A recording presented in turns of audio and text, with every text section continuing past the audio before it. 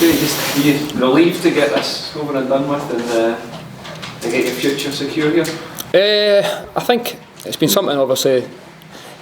So first and foremost, it's fantastic for me and my family, and to have that security, to know where I'm going to be, and to feel wanted by a club is fantastic. But the most important thing was just concentrating on playing at the minute, and I always knew that once these things would all get sorted out before the end of the season, or if it took to the end of the season, and I was happy to do that. I was just concentrating on trying to do as well as we can on the pitch. Were you surprised when the issue of the length and it went to 4 years and that became like an offer that was on the table? Was that something you were expecting, or was that quite a surprise to you? I wouldn't say I was ever expecting a 4-year deal at the sort of age I'm at, but once obviously you have the conversations and you talk about what the bigger picture is, it was something that really excited me, and I feel myself that I'm in a position where I feel good. I'm playing at the minute, and I want to be playing for as long as I possibly can, so it's a great opportunity for myself. What does that say to George and the work that he does, the long-term vision that he has for the playing side here?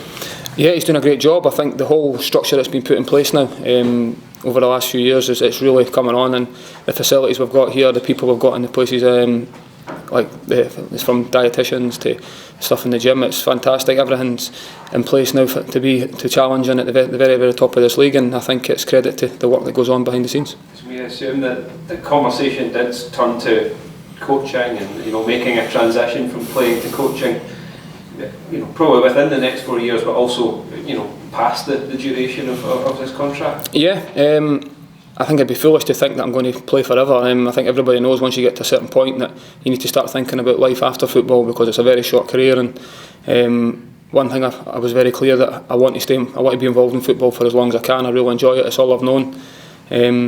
But at the same time, I want to play for as long as I can. So I don't see it as I can get my slippers on and my pipe out now and start to think about that. I want to think about, right, I've got the opportunity now to try and play at a great club with a great fan base, great everything about it for the next 4 years, which is something I'm really excited about. You're still a relatively young man, David, in your early. How long do you expect to be playing? I don't think you can ever put a number on it as such. Like I said there, as long as I possibly can. I've always had a few injuries over my career, which isn't a great thing, but hopefully a lot of them are a bit self-inflicted. So as I get older, I'd like to think I might learn my lesson a couple of times. But no, in terms of how my body feels, in terms of muscles and things like that, I feel good. The training, and we've got all it, as I say, we've got great facilities, great staff around about us for us to be in the best condition we can be in. I've got no thoughts about anything other than being able to play at the level I'm at the minute. How much do you have to manage your week then, in terms of training and playing to facilitate your ambition to play as long as you want? Because as you say, you've had just everything go wrong with you in the last few years, and yet you still get up and keep going. To be honest, I feel good at the minute.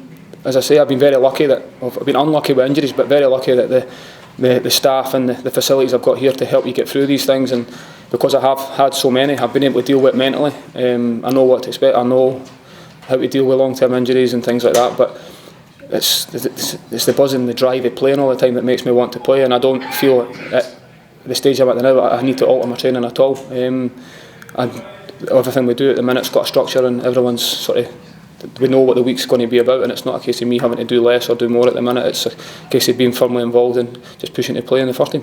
When you started out as a young footballer, you were at Hearts in the academy there, is that right? What was that like at that time? Because it was just at the point, I think, was it just prior to Romanov came in that you actually left Hearts to go down to Man United? Well, I was I always knew I was going to be leaving school and going down south, which is something I always wanted to do. And when the opportunity came up, I couldn't turn it down. So it was great for my own personal experience. To go to such a big club and to learn from the very, very best was what was a draw for me. It was something that it was a decision in terms of leaving my family. That was the most difficult thing. Not having your friends and family on your doorstep, but for the opportunity that I had, I knew it was something I wanted to do, and it was something that when the opportunity came up, I was desperate to go and do. How long were you involved in the Hearts Academy? Was it 11, 12-year-old, was it? I think it was playing for boys club level and things like that, so I think I was about 9 or 10-year-old in the boys club stuff, so that was it. Was there ever a chance that Hearts wanted to give you a professional contract beyond your 16th birthday? Possibly. I think I knew from quite a young age that I wanted to go down south though, so I was obviously very grateful for the opportunity I had there. I was part of a really good team, some really good individuals that were playing at that time, and like I say, once I had the opportunity to go down south, I knew it's something I wanted to do from quite a young age, so when the opportunity came up I couldn't turn it down. Who was with you then in that team, anybody that's gone on to? Lee Wallace, it was Kevin Smith. Kevin went down to Leeds, I think, or Leeds first, I think, and then up to Sunderland, yeah. And obviously Leeds had a fantastic career as well. Andrew Driver, Jason Thompson, John Armstrong, all these boys. So they've all went on to have decent careers in their own right as well, which is fantastic. Do you still keep in touch with some of these guys? Still speak to some of them. Obviously, if I see them, I'd always obviously have a good chat with them. I went to school with Jason and John, so it's good to catch up with them whenever I do. But when I've got missus and 3 kids now, I didn't have very much time to be socialising with people, so that's just the way it is now. When you went to Man United, what was that like as a young lad going into the most famous football club in the world as a 16-year-old? I think it's just that. I think you need to take it as it's an opportunity that's been given to me. The only excuse you could have is, there's no excuse in terms of the facilities that are there, the players that are there, everything's given to you. So if you don't make it or you don't grasp the opportunity you've been given, it's your own fault. So I went down there just with the ambition of just to work as hard as I possibly could every day and buy into everything that everyone was telling me and just to try and be as good as I can. I think the most important thing I learnt being there wasn't just about being a player as such, it was about being a person, a professional, and how to conduct yourself on and off the pitch is the most important thing, and you're sort of setting a standard and an attitude all the time, which I've kept with me my whole career.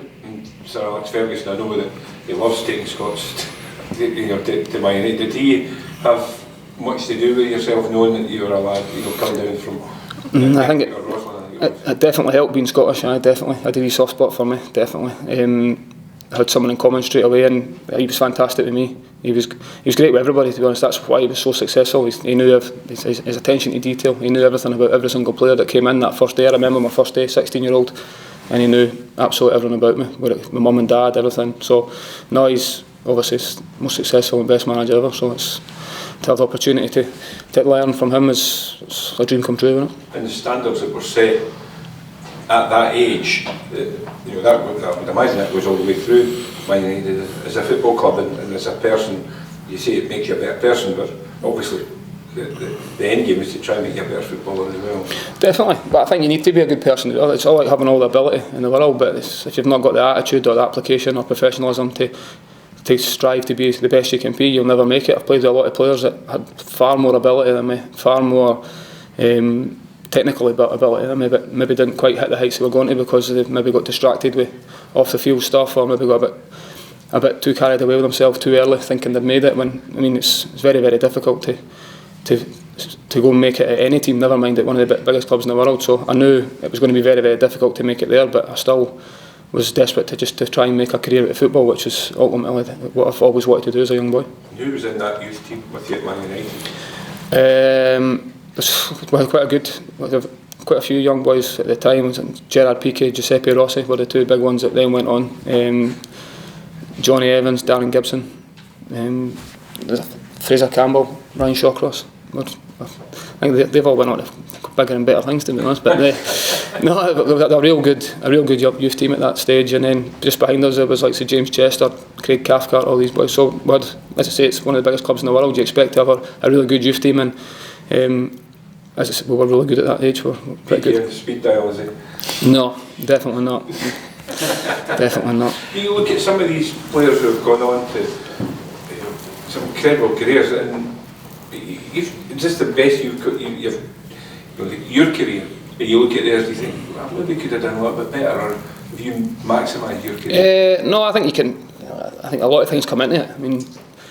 I've definitely got no regrets on anything I've done in terms of how hard I've worked or decisions I've made. I think every time I make a decision, it's what I think is the best decision for me at the time, whether it be involving my family or football-related decisions. It's always what's best for me and what's best for my family. I was a bit unfortunate with timings sometimes with injuries. I went out on loan to Belgium, and 2 games into that I done my cruciate ligament, which really set me back. That was just after making my debut for the first team, so the timing of that probably put me back a little bit.